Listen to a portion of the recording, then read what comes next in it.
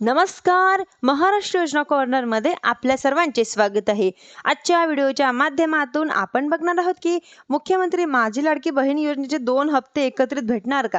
म्हणजे प्रचंड लाभार्थ्यांनी विचारलेला हा प्रश्न आहे. म्हणजेच की आता मला कमेंटच्या माध्यमातून बरेचसे जे लाभार्थी व बहिणी आहेत त्या मला विचारणार आहेत की म्हणजेच की नोव्हेंबरचा जो हप्ता आहे तो 17वा हप्ता आपल्या सर्वांनी माहिती यायचा बाकी आहे व तो पेंडिंग आहे.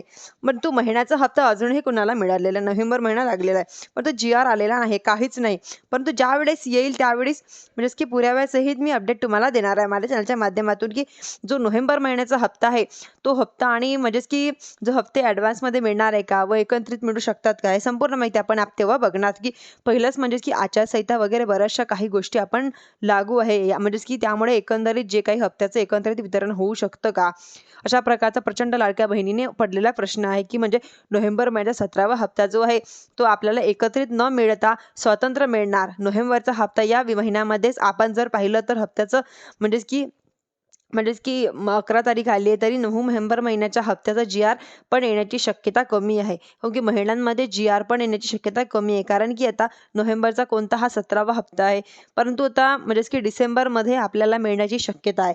कारण की हा जो 17वा हप्ता आहे तो डिसेंबरमध्ये मिळण्याची शक्यता आहे. त्याच कारण की काही दिवसांपूर्वी सांगितलं होतं की 3 डिसेंबर ला आचारसंहिता संपणार आहे. म्हणजेच की संपूर्ण जे काही परिस्थिती आहे ते आपण अंदाज घेऊ शकतो की गृहीत धरू शकतो की पूर्ण गृहीत धरूनच आपण तुम्हाला सांगणार आहे की म्हणजेच की 3 डिसेंबरला काय होणार आहे की आचारसंहिता संपणार आहे. आचारसंहिता संपल्यानंतर 4, 5, 6, 7, 8 या तारखेपर्यंत आपला 16वा 17वा हप्ता म्हणजेच की नोव्हेंबर महिन्याचा 17वा हप्ता जो आहे तो वितरण होऊ शकतो. म्हणजेच की आता जो 17वा हप्ता त्यांचं वितरण त्या 8 तारखेपर्यंत वितरण होणार आहे. कारण कोणत्या महिन्याच्या पहिल्या म्हणजेच की पुढच्या महिन्यांमध्ये खरं तर ज्या महिन्याचं वितरण त्याच महिन्यांमध्ये व्हायला पाहिजे. असं थोडक्यात सांगायचं तात्पर्य म्हणजेच की महिना एकत्रित मिळवण्यासाठी शक्यता आहे की कमी नोव्हेंबरच्या सध्याचा जो काही चालू महिना आहे व मग कोणते महिने एकत्रित मिळू शकतात.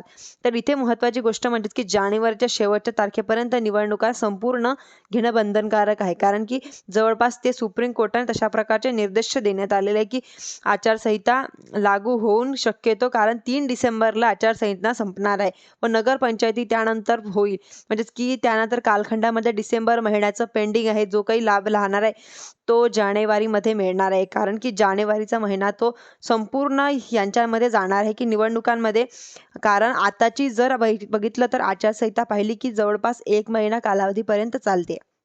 1 महिना पूर्ण चालायची ना डिसेंबर महिन्याचा नोव्हेंबर महिन्याचा गेला म्हणजेच की 1 महिना नोव्हेंबर महिन्याचा जो हप्ता आहे तो बहिणींना म्हणजेच की बाकी आहे व ऑक्टोबर महिन्याचा जो हप्ता आहे तो बहिणींना नोव्हेंबरच्या सुरुवातीमध्येच मिळून गेलेला आहे. परंतु आता डिसेंबरचा मग तो काही पुढे काय इलेक्शन आहे व यांच्यामध्ये जानेवारी अशा एकंदरीत विचार केला जातो की डिसेंबरचा हप्ता मात्र म्हणजेच की डिसेंबरचा हप्ता जो आहे तो राहील 18वा व नोव्हेंबरचा जो हप्ता आहे तो राहील म्हणजे 17वा. व्यवस्थित समजून घ्या की नोव्हेंबरचा हप्ता, डिसेंबरचा हप्ता, त्यामध्ये जानेवारीचा हप्ता म्हणजेच की 19वा हप्ता हे 2 हप्ते एकत्रित मिळू शकतात. मात्र नोव्हेंबरचा हप्ता मिळण्याची शक्यता फार कमी आहे. कारण एकत्रित नाही मिळणार. कारण की 8 डिसेंबरला आताच की 8 डिसेंबरच्या महिन्यांमध्ये मिळणार आहे. मग की आपण असं बघणार आहोत की त्यावेळेस आचारसंहिता कालावधी काय सांगेल की कोणत्या तारखेपर्यंत संपूर्ण गोष्टी घडणार आहे. म्हणजेच की आता जानेवारीचा जो 18वा हप्ता आहे व डिसेंबर 17वा हप्ता म्हणजेच की डिसेंबरचा जो 18वा हप्ता आहे आता डिसेंबरला म्हणजेच की 18वा हप्ता जानेवारी महिने 19वा हप्ता जे 2 हप्ते एकत्रित मिळण्याची शक्यता वर्तवण्यात येत आहे. ही नाकारता येऊ शकत नाही. धन्यवाद.